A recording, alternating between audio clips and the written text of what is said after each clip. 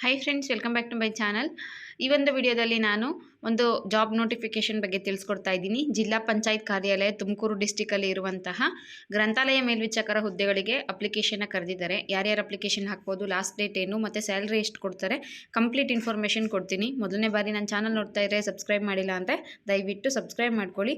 ಮತ್ತು ಇದೇ ರೀತಿ ಇನ್ಫಾರ್ಮೇಷನ್ಗಳನ್ನ ನಾನು ನನ್ನ ಯೂಟ್ಯೂಬ್ ವಿಡಿಯೋಗಳ ಮೂಲಕ ಮತ್ತು ಟೆಲಿಗ್ರಾಮ್ ಗ್ರೂಪ್ಗಳಲ್ಲಿ ಕೂಡ ಇನ್ಫಾರ್ಮ್ ಮಾಡ್ತೀನಿ. ಅದರಲ್ಲಿ ನೋಟಿಫಿಕೇಷನ್ ಎಲ್ಲ ಹಾಕ್ತೀನಿ. ಯಾರಾದರೂ ಜಾಯ್ನ್ ಆಗಬೇಕು ಅಂದ್ಕೊಂಡಿದ್ರೆ ಡಿಸ್ಕ್ರಿಪ್ಷನ್ ಬಾಕ್ಸಲ್ಲಿ ಲಿಂಕ್ ಹಾಕಿರ್ತೀನಿ, ಜಾಯ್ನ್ ಆಗಿ. ಯೂಟ್ಯೂಬ್ ಲಿಂಕ್ ಹಾಕಿರ್ತೀನಿ, ಜೊತೆಗೆ ಟೆಲಿಗ್ರಾಮ್ದು ಲಿಂಕ್ ಕೂಡ ಹಾಕಿರ್ತೀನಿ. ಇನ್ನು ವಿಷಯಕ್ಕೆ ಬರೋದಾದರೆ, ತುಮಕೂರು ಜಿಲ್ಲಾ ಪಂಚಾಯತ್ ವ್ಯಾಪ್ತಿಯಲ್ಲಿ ಬರುವಂತಹ ಗ್ರಾಮ ಪಂಚಾಯಿತಿಗಳಲ್ಲಿ ಲೈಬ್ರರಿ ಇರುತ್ತಲ್ಲ, ಅಲ್ಲಿ ಗೌರವ ಸಂಭಾವನೆ ಅವರಿಗೆ ಸ್ಯಾಲ್ರಿ ಕೊಡ್ತಾರೆ. ಗೌರವ ಸಂಭಾವನೆ ಆಧಾರದ ಮೇಲೆ ಗ್ರಂಥಾಲಯದ ಮೇಲ್ವಿಚಾರಕರನ್ನ ಆಯ್ಕೆ ಮಾಡ್ತಾ ಇದ್ದಾರೆ. ಇವ್ರಿಗೆ ಸ್ಯಾಲ್ರಿ ಬಂದು 15,197 ರೂಪಾಯಿ ಇರುತ್ತೆ. ಆನ್ಲೈನ್ ಅಪ್ಲಿಕೇಶನ್ ಬಂದು ಈಗಾಗಲೇ ಸ್ಟಾರ್ಟ್ ಆಗಿದೆ. ಓಕೆನಾ? ಸ್ಟಾರ್ಟ್ ಆಗಿದ್ದು ಲಾಸ್ಟ್ ಡೇಟ್ ಬಂದು ಏಪ್ರಿಲ್ 24ಕ್ಕೆ ಸಂಜೆ 5 ಗಂಟೆ ಒಳಗಡೆ ಹೋಗಿ ಅರ್ಜಿನ ನೀವು ಸಲ್ಲಿಸಬೇಕು. ಎಲ್ಲೆಲ್ಲಿ ಪೋಸ್ಟ್ ಖಾಲಿ ಇದೆ ಅನ್ನೋದು ನೋಡೋದಾದರೆ ನೋಡಿ, ತಾಲೂಕು ಹಾಕಿದ್ದಾರೆ, ಗ್ರಾಮ ಪಂಚಾಯಿತಿ ಮತ್ತು ಗ್ರಂಥಾಲಯ ಹಾಕಿದ್ದಾರೆ, ಮೀಸಲಾತಿ ಮತ್ತು ವಿವರಗಳು ಕೂಡ ಹಾಕಿದ್ದಾರೆ. ಫಸ್ಟು ಚಿಕ್ಕನಾಯಕನಹಳ್ಳಿ ಇರಬೇಕದು, ಕೆಂಕೆರೆ ಪರಿಶಿಷ್ಟ ಜಾತಿಯವ್ರಿಗಿದೆ, ಮತ್ತು ಇತರೆ ಅಂತ ಇದೆ. ಕುಣಿಗಲ್, ಬಾಗೇನಹಳ್ಳಿ, ಪಾವಗಡ, ಸಿದ್ದಾಪುರ, ಪಾವಗಡದಲ್ಲಿ CK ಪುರ, ಚೆನ್ನಕೇಶವಪುರ. ಫುಲ್ ಫಾರ್ಮ್ ಬಂದು ಸಾಮಾನ್ಯ ಅಭ್ಯರ್ಥಿಗೆ ಮತ್ತು ಮಹಿಳಾ ಅಭ್ಯರ್ಥಿ ಅಂತ ಇದೆ. ನೆಕ್ಸ್ಟ್ ಪಾವಗಡ ತಾಲೂಕಲ್ಲಿ ಗುಜ್ಜನಡು ಪ್ರವರ್ಗ 1ಕ್ಕೆ ಮತ್ತು ಇತರೆ ಅಭ್ಯರ್ಥಿಗಳಿಗೆ. ನೆಕ್ಸ್ಟು ಶಿರಾ ಅಂತ ಇದೆ ನೋಡಿ, CB ಅಗ್ರಹಾರ ಸಾಮಾನ್ಯ ಅಭ್ಯರ್ಥಿ, ಗ್ರಾಮೀಣ ಅಭ್ಯರ್ಥಿ ಅಂತ. ಹೀಗೆ ಇಲ್ಲಿ ನಿಮಗೆ ತಾಲೂಕುಗಳು ಹಾಕಿದ್ದಾರೆ, ತಾಲೂಕು ನೇಮ್ಗಳಿದ್ದಾವೆ, ಮತ್ತು ಗ್ರಾಮ ಪಂಚಾಯಿತಿ ಯಾವ ಗ್ರಾಮ ಪಂಚಾಯಿತಿಲಿ ಖಾಲಿ ಇದೆ ಅನ್ನೋದನ್ನ ಕೂಡ ಹಾಕಿದ್ದಾರೆ. ಮೀಸಲಾತಿ ಯಾರಿಗಿದೆ ಪೋಸ್ಟ್ ಅನ್ನೋದನ್ನ ಕೂಡ ಹಾಕಿದ್ದಾರೆ. ಅಪ್ಲಿಕೇಶನ್ ಹಾಕೋಬೇಕು ಅಂದ್ಕೊಂಡಿರೋ ಇದನ್ನೊಂದ್ಸಲ ನೋಡ್ಕೊಳ್ಳಿ. ನಾನು ನೋಟಿಫಿಕೇಶನ್ ಟೆಲಿಗ್ರಾಮ್ ಚಾನಲ್ನಲ್ಲಿ ಹಾಕಿರ್ತೀನಿ. ತುಮಕೂರಲ್ಲಿ ಇರೋಂಥವ್ರು ಇದನ್ನು ಅಪ್ಲಿಕೇಶನ್ ಹಾಕಬಹುದು. ಷರತ್ತುಗಳು ಏನೇನಿದೆ ಅಂತ ನೋಡೋದಾದರೆ, ನೀವು ಅಪ್ಲಿಕೇಶನ್ ಜೊತೆ ಈ ಎಲ್ಲ ಡಾಕ್ಯುಮೆಂಟ್ಸ್ನ ಸಬ್ಮಿಷನ್ ಮಾಡಬೇಕಾಗುತ್ತೆ. ಏನೇನು ಡಾಕ್ಯುಮೆಂಟ್ಸ್ ಅಂದರೆ, ಫಸ್ಟ್ ಬಂದು second PUC certificate, second PUC pass ಮಾಡಿರೋ ಮಾರ್ಕ್ಸ್ ಕಾರ್ಡ್ನ ನೀವು ಸಬ್ಮಿಟ್ ಮಾಡಬೇಕು. ಇದ್ರ ಜೊತೆಗೆ ಕಂಪ್ಯೂಟರ್ ಕೋರ್ಸ್ ಮಾಡಿರಬೇಕು. 3 ತಿಂಗಳ ಕಾಲ ಕಂಪ್ಯೂಟರ್ ಕೋರ್ಸ್ ಇರುತ್ತೆ, ಅದನ್ನು ಮಾಡಿರಬೇಕು. ಜೊತೆಗೆ ಪಾಸ್ ಮಾಡಿರೋ ಸರ್ಟಿಫಿಕೇಟ್ ಕೊಡಬೇಕು. ಸೆಕೆಂಡ್ ಪಾಯಿಂಟ್ ನೋಡಿ, ಸರ್ಟಿಫಿಕೇಷನ್ ಇನ್ ಲೈಬ್ರರಿ ಸೈನ್ಸಲ್ಲಿ ನೀವು ಅಭ್ಯಾಸ ಮಾಡಿರಬೇಕು. ಆ ಪ್ರಮಾಣ ಪತ್ರವನ್ನು ಅವರಿಗೆ ನೀವು ತಲುಪಿಸ್ಬೇಕು. ಫೋರ್ತ್ ಒನ್ ಬಂದು, ಅಪ್ಲಿಕೇಶನ್ ಯಾವ ಗ್ರಾಮ ಪಂಚಾಯತಿಲಿ ಕರೆದಿರ್ತಾರೆ ಅದೇ ಗ್ರಾಮ ಪಂಚಾಯತಿಲಿ ವಾಸ ಮಾಡ್ತಿರೋರು ಮಾತ್ರ ಅಪ್ಲಿಕೇಶನ್ ಹಾಕಬೇಕು. ಬೇರೆಯವರು ಅಪ್ಲಿಕೇಶನ್ ಹಾಕೋಕ್ಕಾಗಲ್ಲ. ತುಮಕೂರಲ್ಲಿ ನೋಟಿಫಿಕೇಶನ್ ಆಗಿದೆ ಅಲ್ವಾ, ಬೆಂಗಳೂರು ಅಭ್ಯರ್ಥಿಗಳು ಯಾರೂ ಅಪ್ಲಿಕೇಶನ್ ಹಾಕೋಕ್ಕಾಗಲ್ಲ. ಇವಾಗ ನೋಡಿ, ಇಲ್ಲಿ ತಾಲೂಕು ಅಂತ ಕೊಟ್ಟಿದ್ದಾರೆ.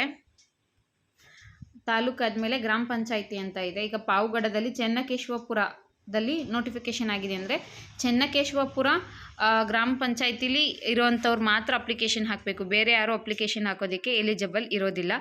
ಇಂಥವ್ರು ಏನು ಮಾಡಬೇಕು ಅಂದರೆ, ತಹಶೀಲ್ದಾರ್ ಕಡೆಯಿಂದ ಪಡೆದಿರುವಂತಹ ವಾಸಸ್ಥಳ ದೃಢೀಕರಣ ಪ್ರಮಾಣ ಪತ್ರವನ್ನು ಕೂಡ ಸಲ್ಲಿಸಬೇಕು. ಇಲ್ಲಿವರೆಗೂ ಯಾರು ವಾಸಸ್ಥಳ ದೃಢೀಕರಣ ಪತ್ರ ಮಾಡಿಸಿಲ್ವೋ ಅವರು ಮಾಡಿಸ್ಕೊಂಡು ಅದಾದಮೇಲೆ ಅಪ್ಲಿಕೇಶನ್ ಜೊತೆ ಅವ್ರಿಗೆ ಸಲ್ಲಿಸಬೇಕಾಗುತ್ತೆ. ನೆಕ್ಸ್ಟ್ ಬಂದು ವೋಟರ್ ಐ ಡಿನ ಸಬ್ಮಿಷನ್ ಮಾಡಿ ಅಂತ ಹೇಳಿದ್ದಾರೆ. ಇದ್ರ ಜೊತೆಗೆ ಜಾತಿ ಮೀಸಲಾತಿ, ನೀವೇನಾದರೂ SC ST OBC ಇದರಿಂದ ಮೀಸಲಾತಿಯಿಂದ ಅಪ್ಲಿಕೇಶನ್ ಹಾಕ್ತಾ ಇದ್ದರೆ, ನಿಮ್ಮ ತಾಲೂಕು ತಹಶೀಲ್ದಾರರಿಂದ ಪಡೆದಿರೋಂತಹ ಜಾತಿ ಪ್ರಮಾಣ ಪತ್ರವನ್ನು ನೀವು ಅವರಿಗೆ ಸಲ್ಲಿಸಬೇಕು. ಯಾವುದೇ ಮೀಸಲಾತಿನ ನೀವು ಪಡಿಬೇಕು ಅಂದರೆ ಅದಕ್ಕೆ ಸಂಬಂಧಪಟ್ಟಂತಹ ದಾಖಲೆಗಳನ್ನು ನೀವು ಅವರಿಗೆ ನೀಡಬೇಕು. ಇವಾಗ ಉದಾಹರಣೆಗೆ SC ಕ್ಯಾಟಗರಿ ಮೇಲೆ ಹಾಕ್ತಿದ್ರೆ ಕ್ಯಾಸ್ಟ್ ಸರ್ಟಿಫಿಕೇಟ್ ಕೊಡಬೇಕಾಗತ್ತೆ. ನೆಕ್ಸ್ಟ್ ಮೀಸಲಾತಿ ಕನ್ನಡ ಮಾಧ್ಯಮ ಅಭ್ಯರ್ಥಿಯಾಗಿದ್ದರೆ 1ರಿಂದ 10ನೇ ತರಗತಿವರೆಗೂ ಓದಿರುವಂಥ ಪ್ರಮಾಣ ಪತ್ರದ ಜೊತೆಗೆ ನಿಮ್ಮ ಸ್ಕೂಲ್ ಹೆಡ್ಡಿಂದ ಸೈನ್ ಆಗಿದ್ದು, ಜೊತೆಗೆ BO ಕಡೆಯಿಂದ ಕೂಡ ಸೈನ್ ಆಗಿರಬೇಕು. ಇದು ಕನ್ನಡ ಮಾಧ್ಯಮ ಮೀಸಲಾತಿ. ನೆಕ್ಸ್ಟ್ ಗ್ರಾಮೀಣ ಅಭ್ಯರ್ಥಿಯಾಗಿದ್ದರೆ ಗ್ರಾಮೀಣ ಅಭ್ಯರ್ಥಿ ಸರ್ಟಿಫಿಕೇಟ್ನ ನೀವು ಕೊಡಬೇಕಾಗತ್ತೆ. ಮೀಸಲಾತಿಗೆ ಅಪ್ಲಿಕೇಶನ್ ಹಾಕ್ತೀನಿ ಅಂದರೆ ಈ ಡಾಕ್ಯುಮೆಂಟ್ಸ್ ಕೊಡುವಂಥದ್ದು ಕಂಪಲ್ಸರಿ. ನೆಕ್ಸ್ಟ್ 8ನೇ ಪಾಯಿಂಟು, ಈಗ ಹೇಳಿದೆ ಅಲ್ವಾ, ಕನ್ನಡ ಮಾಧ್ಯಮ ಅಭ್ಯರ್ಥಿ 1ರಿಂದ 10ನೇ ತರಗತಿಯವರೆಗೂ ಕನ್ನಡ ಶಾಲೆಯಲ್ಲಿ ಓದಿದ್ರೆ ಅಂಥವರು ನಿಮ್ಮ ಸ್ಕೂಲಲ್ಲಿ ಹೋಗಿ ಕನ್ನಡ ಮಾಧ್ಯಮ ಅಭ್ಯರ್ಥಿಗೆ ಸೈನ್ ಮಾಡಿಸ್ಕೊಂಡು ಅದರಲ್ಲೆಲ್ಲ ಬರೀತಾರೆ, ನೀವು ಎಷ್ಟರಿಂದ ಎಷ್ಟು ವರ್ಷ ಓದಿದ್ದೀರಾ ಅದನ್ನೆಲ್ಲ ಹಾಕಿ. ಜೊತೆಗೆ ಕ್ಷೇತ್ರ ಶಿಕ್ಷಣಾಧಿಕಾರಿಗಳಿಂದ ಅಂದರೆ BO ಕಡೆಯಿಂದ ಹೋಗಿ ಸೈನ್ ಮಾಡಿಸ್ಬೇಕು. 9ನೇ ಪಾಯಿಂಟ್ ಬಂದು ಅರ್ಜಿಗಳನ್ನು ಸ್ವೀಕರಿಸಲು ನಿಗದಿಪಡಿಸಿದ ಕೊನೆಯ ದಿನಾಂಕದಂದು ಅಪ್ಲಿಕೇಶನ್ ನಿಮಗೆ ಸ್ಟಾರ್ಟ್ ಮಾಡಿರ್ತಾರಲ್ಲ, ಅದಕ್ಕಿಂತ ನಿಮಗೆ 18 ವರ್ಷ ಕಂಪ್ಲೀಟ್ ಆಗಿರಬೇಕು. 18 ವರ್ಷ ಕಂಪ್ಲೀಟ್ ಅವ್ರು ಮಾತ್ರ ಅಪ್ಲಿಕೇಶನ್ ಹಾಕೋದಕ್ಕೆ ಎಲಿಜಿಬಲ್ಲು. ಇನ್ನು ಏಜ್ ರಿಲ್ಯಾಕ್ಸೇಷನ್ ಯಾರ್ಯಾರಿಗಿದೆ ಅಂದರೆ, ಸಾಮಾನ್ಯ ವರ್ಗ ಜನರಲ್ ಮೆರಿಟ್ ಅವ್ರಿಗೆ 35 ವರ್ಷ, 2A 2B 3A 3B ಅವರಿಗೆ 38 ವರ್ಷ, ಪರಿಶಿಷ್ಟ ಜಾತಿ ಮತ್ತು ಪರಿಶಿಷ್ಟ ಪಂಗಡ ಪ್ರವರ್ಗ 1 ಇವರಿಗೆ 40 ವರ್ಷಗಳವರೆಗೂ ಏಜ್ ರಿಲ್ಯಾಕ್ಸೇಷನ್ ಇದೆ. 10ನೇ ಪಾಯಿಂಟ್ ಬಂದು ಹೇಳಿದ್ನಲ್ಲ, ಗ್ರಾಮೀಣ ಅಭ್ಯರ್ಥಿಗಳಿಗೆ ಅಭ್ಯರ್ಥಿ ಪ್ರಮಾಣ ಪತ್ರವನ್ನು ಕ್ಷೇತ್ರ ಶಿಕ್ಷಣಾಧಿಕಾರಿಗಳಿಂದ ಪಡೆದು ಸಲ್ಲಿಸತಕ್ಕದ್ದು. 1ರಿಂದ 10ನೇ ತರಗತಿವರೆಗೂ ನೀವು ಓದಿರ್ತೀರಲ್ಲ ಶಾಲೆ, ಆ ಶಾಲೆ ಗ್ರಾಮೀಣ ವಿಭಾಗತ್ತಾಗಿದ್ದರೆ ನೀವು ಗ್ರಾಮೀಣ ಅಭ್ಯರ್ಥಿಗೆ ಒಳಪಟ್ಟಿರ್ತೀರ. ಅದಕ್ಕೆ ಸಂಬಂಧಪಟ್ಟ ದಾಖಲೆಗಳನ್ನ ನೀವು ತಗೊಂಡು ಹೋಗಿ ಕೊಡಬೇಕು ಅಂತ ಇದೆ. 11ನೇ ಪಾಯಿಂಟ್ ಬಂದು ನೀವು ಫಿಲ್ ಮಾಡಿರ್ತೀರಲ್ವ, ಫಿಲ್ ಮಾಡಿರೋ ಅರ್ಜಿನ ಜಿಲ್ಲಾ ಪಂಚಾಯಿತಿ ಕಾರ್ಯಾಲಯದಲ್ಲಿ 5 ಗಂಟೆ ಒಳಗಡೆ 24/4 5 ಗಂಟೆ ಒಳಗಡೆ ಹೋಗಿ ತೊಗೊಂಡೋಗಿ ಕೊಡಬೇಕು. 12ನೇ ಪಾಯಿಂಟು ನಿಮಗೆ ಅಪ್ಲಿಕೇಶನ್ ಎಲ್ಲಿ ಸಿಗುತ್ತೆ ಅಂದರೆ ಇಲ್ಲಿ ಲಿಂಕ್ ಹಾಕಿದ್ದಾರೆ ನೋಡಿ, ಈ ಲಿಂಕಲ್ಲಿ ಹೋದರೆ ನಿಮಗೆ ಆನ್ಲೈನ್ ಅಪ್ಲಿಕೇಶನ್ ಸಿಗುತ್ತೆ.